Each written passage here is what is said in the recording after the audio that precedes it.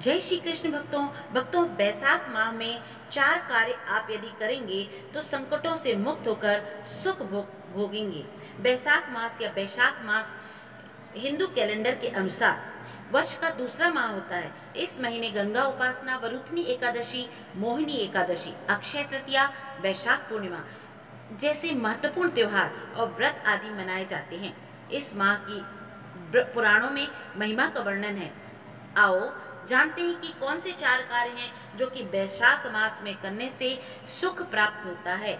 महत्व इस प्रकार है। धार्मिक मान्यताओं के अनुसार इसी माह में त्रेता युग का आरंभ माना जाता है।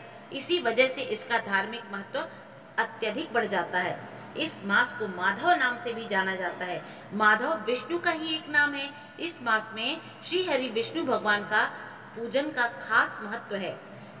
क्या करें?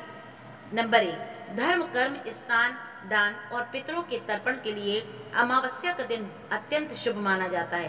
काल सर्प दोष से मुक्ति पाने के लिए भी अमावस्या तिथि पर ज्योतिषी उपाय किए जाते हैं। पितरों की आत्मा की शांति के लिए तर्पण उपवास करें। किसी गरीब व्यक्ति को दान दक्षिणा दें। अमावस्या के दिन पीपल के पेड़ पर सुबह जल चढ़ाना चाहिए और संध्या के समय दीपक जलाना चाहिए।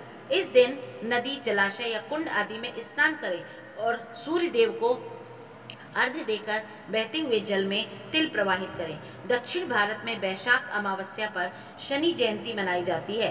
बैशाख अमावस्या पर शनि जयंती भी मनाई जाती है, इसलिए शनि देव तिल, तेल और पुष्प आदि चढ़ाकर उनका पूजन करना चाहिए। पूरे माह करें भगवान विष्णु का पूजन।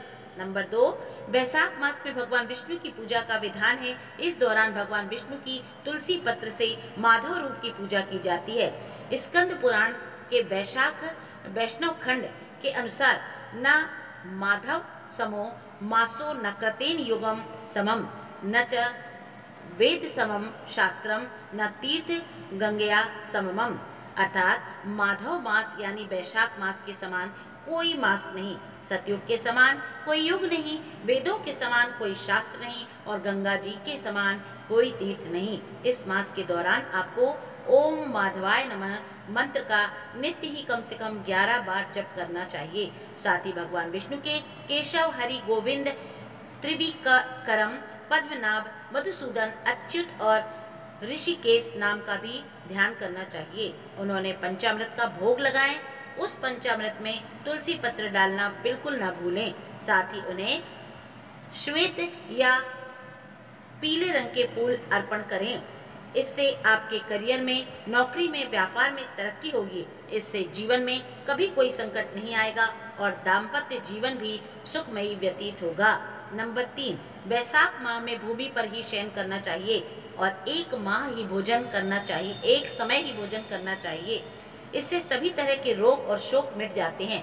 बैशाख मास में नया तेल लगाना चाहिए। इस मास में तेल व तली भुनी चीजों से परहेज करना चाहिए। बेल भी खाना चाहिए। बैसाख मास में तेल लगाना, दिन में सोना, कांसे के पात्र में भोजन करना, खाट पर सोना, घर में नहाना, निषिद्ध पदार्थ खाना, 2 बार भोजन करना, रात में खाना, यह 8 बातें त्याग देनी चाहिए। नंबर 4, बैसाख कथा का श्रवण करें और गीता का पाठ करें। प्राचीन समय में धर्म वर्ण नाम के एक द्विज हुआ करते थे। वे बहुत ही धर्मपरायण थे। एक बार उन्होंने किसी महात्मा के मुख से सुना कि कलयुग में भगवान विष्णु के नाम स्मरण से ज्यादा पुण्य किसी भी कार्य में नहीं है। धर्म वर्ण ने इस बात को आत्मसात कर लिया और सांसारिक जीवन छोड़कर संन्यास लेकर भ्रमण करने लगे। एक दिन भ्रमण करते करते वह पितृलोक पहुंचे। वहां धर्म वर्ण ने देखा कि उनके पितर बहुत कष्ट में हैं। पितरों ने उन्हें बताया कि उनकी ऐसी हालत तुम्हारे संन्यास के कारण हुई है, क्योंकि अब उनके लिए पिंड दान करने वाला कोई शेष नहीं है।